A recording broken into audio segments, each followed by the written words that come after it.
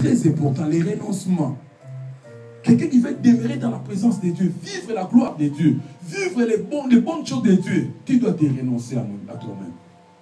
Mais les gens même qui sont à côté des présidents, je ne sais pas, des rois, qui suivent les rois, pour que quelqu'un là puisse demeurer dans la maison royale, dans la maison présidentielle, dans le palais présidentiel, ils se renoncent à eux-mêmes.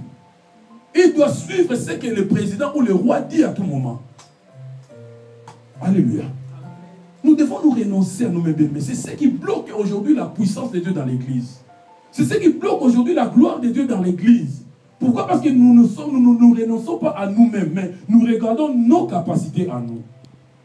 Et cela bloque maintenant la gloire de Dieu dans l'église de Dieu.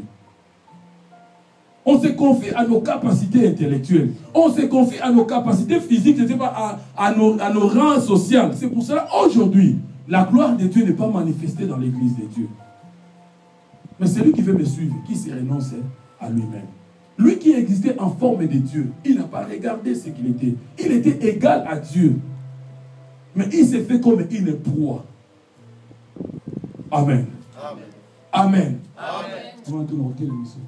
Il s'est fait comme une proie. Arrachée. Alléluia. Amen. Il s'est fait comme une proie à arracher. C'est très très important. Il faut qu'il y ait le renoncement à nous. Nous devons nous renoncer, bien-aimés. Si tu veux demeurer dans la présence de Dieu, renonce-toi. Renonce-toi, bien-aimé. Et de cela, tu resteras longtemps dans la présence de Dieu. Et tu vivras la gloire de Dieu dans ta vie. Amen. Tu vivras la gloire de Dieu. Cherche à te renoncer, bien-aimé. Bien que tu t'habilles bien plus que tout le monde, mais renonce-toi. Tes habits ne sont que pour toi. Ton rang social ne concerne que toi, ne concerne pas Dieu. Devant Dieu, nous sommes tous des enfants. Et devant Dieu, nous sommes tous des sacrificateurs. Donc s'il s'agit de faire l'œuvre de Dieu, fais l'œuvre de Dieu malgré ton rang social. S'il s'agit de servir le Seigneur, sers le Seigneur malgré ce que tu es. Renonce-toi à ce que tu es. C'est très important. Cela fera que tu demeures dans la présence de Dieu. Tu restes dans la présence de Dieu à tout moment et tu bénéficieras des bonnes choses de la part de Dieu. La deuxième chose, ou le deuxième principe, pour demeurer dans la présence de Dieu, c'est que nous pouvons parler encore, toujours dans le livre des Philippiens, dans le chapitre 2, verset 8, nous parlons cela par rapport à la personne de Jésus lui-même. Philippiens, chapitre 2, verset 8. Il s'est humilié lui-même, se rendant obéissant jusqu'à la mort. Amen. Même jusqu'à la mort de la croix. De la croix. Il mort honteuse. Deuxième principe pour demeurer dans la présence de Dieu, c'est l'humilité. L'humilité. Tu dois te renoncer. Comme il boya. Négar de si. Comme il boya yomoko. Donc tu dois te renoncer à toi-même. Et la deuxième des choses, tu dois avoir l'humilité. Dieu résiste aux orgueilleux. Et il relève les humbles. Quand il n'y a pas l'humilité, tu ne peux jamais demeurer dans la présence de Dieu. La Bible dit, il s'est humilié jusqu'à être obéissant jusqu'à la mort de la croix. Quand on parle de la mort de la croix, c'est la mort la plus honteuse. Un roi qui meurt dans cet état-là. Pas comme celui de Ceausescu. Amen. L'humilité en nous. Nous devons nous humilier devant Dieu. Et la Bible dit l'humilité précède la gloire. Si quelqu'un veut être élevé devant la face de Dieu, si tu fais l'élévation dans ta vie, dans ton travail, dans ton milieu, partout où tu es, commence à t'humilier devant la face de Dieu. Humilie-toi devant la face de Dieu. Et l'humilité, c'est quoi? C'est de faire montrer à Dieu, moi seul, je ne peux rien. C'est ça la définition de l'humilité. Démontrer à Dieu que toi seul, tu ne peux rien. Que sans Dieu, tu n'es rien dans ta vie. La Bible dit, si vous voulez voyager, ne dites pas que demain j'irai à Londres. Mais la Bible dit, si vous voulez voyager à Londres, disant que si Dieu est élevé, c'est ça quelqu'un qui donne la place à Dieu, la première place dans sa vie. L'humilité en nous, c'est très important. Si tu veux demeurer dans la présence de Dieu, nous devons nous humilier, avoir l'humilité à nous, laisser la première place à Dieu, laisser la première décision, que cela appartienne à Dieu dans ta vie. C'est alors que tu vas réussir. Quelqu'un qui s'humilie, Dieu l'élèvera dans sa vie. Mais il y a des fois dans notre vie, on n'a pas l'humilité.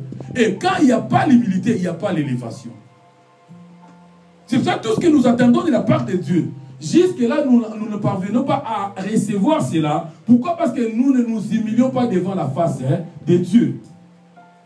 Mais le langage simple de l'humilité, cela veut dire seulement que sans Dieu, moi je ne peux rien. Il dit que sans moi, vous ne pouvez rien faire. Quelqu'un qui comprend dans sa vie que sans Dieu, il n'est rien. Quelqu'un qui comprend que dans sa vie, sans Dieu, il ne peut rien. C'est celui-là qui vit l'humilité de tous les jours. C'est celui-là qui vit l'humilité de tous les jours. Mais quelqu'un qui se croit capable de tout, il ne vit pas l'humilité et il ne peut jamais bénéficier de la part de Dieu. La Bible dit ceci, Paul priait à Dieu par rapport à l'écharde qui était dans son corps. Il priait à Dieu à tout moment que Dieu puisse enlever l'écharde qui était dans son corps. Mais écoutez, un jour il priait à Dieu, Dieu lui dit ceci, dans tes faiblesses, ma grâce te suffit. Vous savez cela veut dire quoi? Dieu n'agit pas quand l'homme est fort. Alléluia. Amen. Quand tu te sens fort, Dieu n'agit pas dans notre vie. Dieu agit quand l'homme se sent faible. Amen.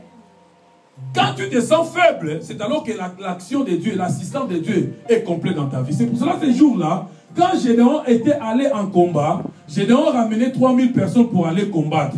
Et quand Dieu regarda les hommes, il dit, mais ces grand nombre de gens, quand ils vont gagner la guerre, ils diront que c'est eux qui ont combattu. Commence à lever pour moi tous ces gens.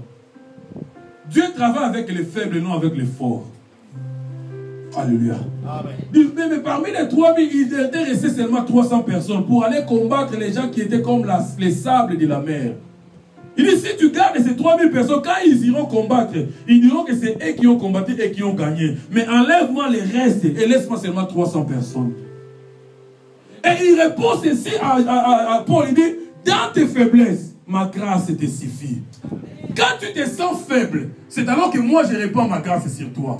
Mais quand tu te sens fort, tu te sens capable de tout, moi je n'agis pas dans tes cas. Dieu n'agit pas quand l'homme se sent fort à lui. Mais Dieu agit quand l'homme s'humilie devant lui. Devant lui. C'est alors que Dieu agit dans notre vie. Mais nous devons nous humilier devant ces dieux. Dans tout ce que tu es en train de faire, laisse Dieu la première place. Si Dieu prend la première place et que tu le laisses la première place et que toi tu diminues et que lui il s'élève, c'est alors que tu réussiras dans ta vie. Voilà les principes pour réussir. Voilà les principes pour demeurer dans la présence de Dieu. Nous devons appliquer l'humilité dans notre vie. Nous devons appliquer l'humilité dans notre vie. Tu dois t'humilier, bien-aimé. Évite l'orgueil, parce que Dieu ne travaille pas avec les orgueilleux. Il n'agit pas avec les orgueilleux. Lui qui existait en forme de Dieu, il s'est dépouillé. Il s'est humilié jusqu'à la mort à la croix. Il a accepté cela et il s'est humilié en laissant même les païens, en laissant même les gens peut-être qui n'avaient même pas droit à parler de n'importe quoi sur lui. Il commençait à parler de n'importe quoi. Ils l'ont même insulté. Il a accepté les insultes à cause du Seigneur. Alléluia. Il a accepté cela à cause du Seigneur. Et la Bible dit c'est pourquoi Dieu l'a élevé au-dessus de tous les noms. Parce qu'il avait accepté l'humiliation. Aujourd'hui dans l'église de Dieu, il y a les gens qui ne sont pas morts avec Jésus. Quand nous allons dans l'eau des baptêmes, on dit on meurt avec Jésus, on ressuscite avec Jésus. Mais il y a les autres qui dorment avec Jésus pour ressusciter quand on va le toucher quelque part. Lui, il dort, il n'est pas mort. Parce que si tu lui touches là où il ne veut pas, il se réveillera. Et tu lui verras de quoi il est capable. Je suis judoka. En Jésus, il n'y a plus de judoka. Il y a des chrétiens, il y a des enfants de Dieu. Alléluia. Nous devons nous humilier devant la face de Dieu. C'est très important. Laisse Jésus agir dans ta vie. Laisse la première place à Jésus afin qu'il puisse t'élever dans ta vie. C'est très très important. Quand il prend la première place de toute ta vie, la première place de toute ta famille, la première place de tout ton foyer, c'est alors que vous verrez l'élévation dans votre foyer. Vous verrez l'élévation dans votre famille. Laisse la place à Jésus. Humilie-toi. Et nous devons éviter les jets légers. Écoutez, la Bible